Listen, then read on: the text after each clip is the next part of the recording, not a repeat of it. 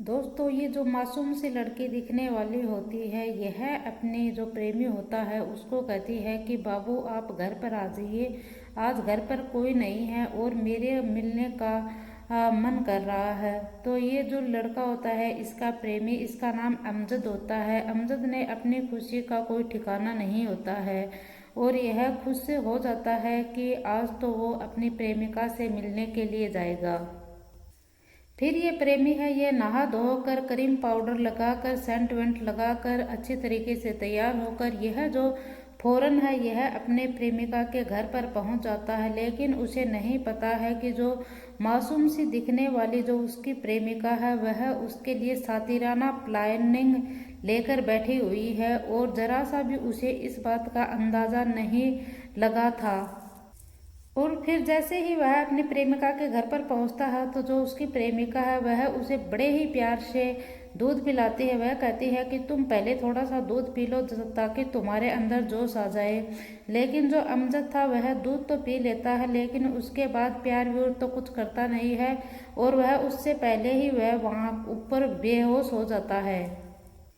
और फिर ये प्रेमिका है, यह अपने सातिराना प्लान का शुरुआत करती है। शुरुआत यह इस तरह करती है, पहले तो ये अपने प्रेमिका है ये जो अपने प्रेमी अमजद को यह खतरनाक मौत देती है और मौत देने के बाद इसे मार देती है। मार देने के बाद यह इसके जो पैर हैं उनको काट देती है घर के अंदर ही और फिर शरीर का बीच का एक हिस्सा और करती है और इसी तरह से यह शरीर के 3 टुकड़े कर देती है। और फिर यहाँ से यह अमजद की अपने प्रेमी की लाश उठाती है और उसे उठाकर यह नदी में फेंक देती है और किसी को कानों कान खबर भी नहीं होती है कि आखिरकार अमजद गया तो गया कहाँ पर। लेकिन आखिरकार 18 दिन के बाद जब पुलिस इसे ढूंढती है, लेकिन जब 18 दिन के बाद इस घटनाक्रम का खुलासा होता है तो खुलासा होने के बाद और इसके बाद पुलिस है वह इस प्रेमिका को गिरफ्तार करता है। जब पुलिस इस प्रेमिका को गिरफ्तार करता है तो पुलिस इसके पूरे प्लानिंग को कैसे अंजाम देती है, पूरी कहानी कैसे रचती है और जब वो कहानी बताती है तो हर कोई इस कहानी को सुनकर दंग हो जाता है। और जब आपको भी ये कहानी सुनाई जाएगी तो आपके भी पैरों तले की जमीन निकल जाएगी, आपको भी यकीन नहीं होगा। अगर वह अपनी प्रेमिका बुलाने पर वह जाता है तो फिर इसके बाद वह प्रेमिका ने उसके साथ ऐसा क्यों किया। दोस्तों, अगर आपको भी अपनी प्रेमिका बुला रहे तो आपको भी इस कहानी के सुनने की बहुत ज़्यादा ज़रूरत है। तो चलिए इस कहानी के हम शुरू से लेकर आखिर तक सुनते हैं। नमस्कार, राधे राधे, जय श्री कृष्णा। दोस्तों, मैं पूजा। आज की जो हमारे घटना की शुरुआत होती है, यह घटना की शुरुआत होती है उत्तर प्रदेश के सहारनपुर में और सहारनपुर का ही एक थाना लगता है देहात और देहात थाने में ही एक शेखपुरा कदीम गांव है और उसी गांव में रहने वाला होता है अमजद, जिसकी उम्र 22-23 साल के आसपास होती है। वह बीते 3 नवंबर को अमजद अपने घर से निकला था तैयार सैयार होकर। और फिर यहाँ पर जो अमजद है उसके घर वाले हैं वह अमजद को वो इधर उधर खोजते हैं, लेकिन कई जगह पर खोजने के बाद जब अमजद का कुछ पता नहीं चलता है तो जो अमजद के घर वाले हैं वह जो नज़दीकी थाना है देहात थाने में पहुंच जाते हैं और वहां पर पुलिस को बताते हैं कि जो उनका बेटा है वह अमजद गायब हो चुका है, उसका कुछ भी पता नहीं चल रहा। लेकिन पुलिस को इस मामले थोड़ा सा हल्का लेती है क्योंकि वह पुलिस है, वह परिवार वाले लोग हैं, वह झूठ बोलते हैं और पुलिस वालों को ऐसा लगता है कि शायद तो अमजद या तो कहीं कुछ काम से गया होगा या फिर उसने कहीं हत्या कर ली होगी या फिर किसी ने उसका किडनैप कर लिया होगा, ऐसा कुछ पुलिस वालों को लगता है। लेकिन कुछ टाइम के बाद जो अमजद के परिवार वाले हैं उनके पास एक फ़ोन कॉल आता है। आखिरकार 5 नवंबर 2025 को ये कॉल आता है और वह लोग बोलते हैं कि अमजद की सलामती चाहते हो तो आप 5 लाख रुपए का इंतजाम कर लो। एक बार फ़ोन आता है, उसका जो परिवार के लोग थे ये 2 बार बोलते हैं कि 5 लाख रुपए का इंतजाम कर लेंगे, लेकिन पैसे कहाँ लेकर आने हैं और जो अमजद है वह हमें कहाँ पर मिलेगा। फिर जब जो अमजद के परिवार वाले हैं यह बात पुलिस वालों को बताते हैं तो पुलिस वाले कहते हैं कि जो ये फ़ोन कॉल है ये फ्रॉड फ़ोन कॉल है, तुम्हारे बेटे ने ही तुम्हारे पास ये फ़ोन कॉल करवाया होगा, तुम इतने पैसे वाले तो हो नहीं जो तुम 5 लाख रुपए निकाल कर उनको दे दोगे, तुम्हारे बेटे ने ही किसी से ये फ़ोन करवाया होगा। और परिवार वालों लोगों को पुलिस यहाँ पर भगा देती है और परिवार के लोग चले जाते हैं और उन्हें यह भी बोला जाता है कि जो तुम्हारा बेटा है वह खुद ही आ जाएगा, उसका इंतज़ार करो। परिवार के लोग बेचारे वह थक हार कर सोशल मीडिया पर फोटो डालते हैं और फिर परिवार के लोग हैं वह एसएसपी के पास से यह जाते हैं और एसएसपी मनोज यादव से उनसे बोलते हैं और उनकी तरफ से आदेश है वह थाने में आते हैं। फिर थाने में और फिर ऐसे ही करते करते यह गुमशुदगी की तलाश में तलाश जो फोटो थी इसकी पुलिस वालों को भेजी थी थाने में, वह फोटो चारों तरफ घुमाते हैं और जैसे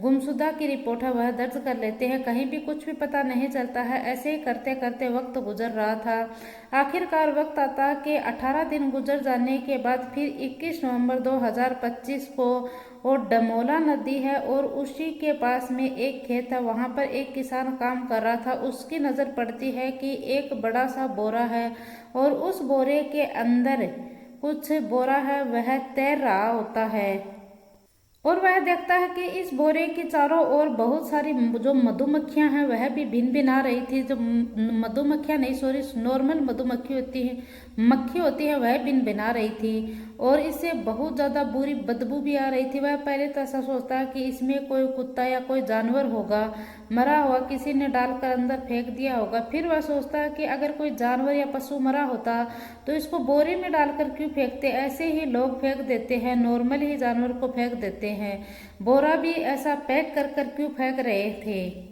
और उसे ऐसा लगता है कि यहाँ पर कुछ ना कुछ गड़बड़ है तो वह नज़दीकी पुलिस स्टेशन में फ़ोन कर देता है और वहाँ पर जो पुलिस है वह तुरंत पुलिस आती है और देखती है कि वह जो बोरा है वह बीच में झाड़ियों में कांटों में फंसा हुआ था और फिर पुलिस है वह बोरे को निकालती है। जब पुलिस इस बोरे को खोलकर देखती है तो इस बोरे के अंदर 2 पैर निकलते हैं, सिर्फ पैर ही मिलते हैं। पैरों को देखकर मतलब हड़कंप मच जाती है कि ये किसी लड़की के शरीर के पैर हैं और पैर मिलने के बाद पुलिस है वह 1-1.5 किलोमीटर का एरिया है उसमें छानबीन करती है तो वहां पर एक बोरा और मिलता है। उस बोरे के ऊपर भी नीचे शरीर का हिस्सा मिलता है और फिर इस बोरे में भी ऊपर और नीचे का हिस्सा मिल जाता है। फिर फौरन पुलिस है वह देहात थाने में, क्योंकि वहां से पता चला था कि जो एक लड़का था वह 18 दिन पहले गायब हुआ था, जो कि 3 नवंबर को वो गायब हुआ था। फौरन उसके परिवार से संपर्क किया जाता है और फिर यहाँ पर जो फौरन परिवार के लोग थे वह पहुंच जाते हैं। पहुंचने के बाद वह देखते हैं कि इस बोरे के अंदर जो जिस हथियार से इसे काटा गया था वह हथियार भी अंदर ही है। और फिर ये परिवार के लोग कहते हैं, कपड़े देखते हैं, कपड़े देखने के बाद ये कहते हैं कि यह तो हमारे बेटे अमजद के ही कपड़े हैं। हम कोहरा मच इस घर के अंदर इस परिवार के अंदर पूरी तरह से कोहरा मच जाता है।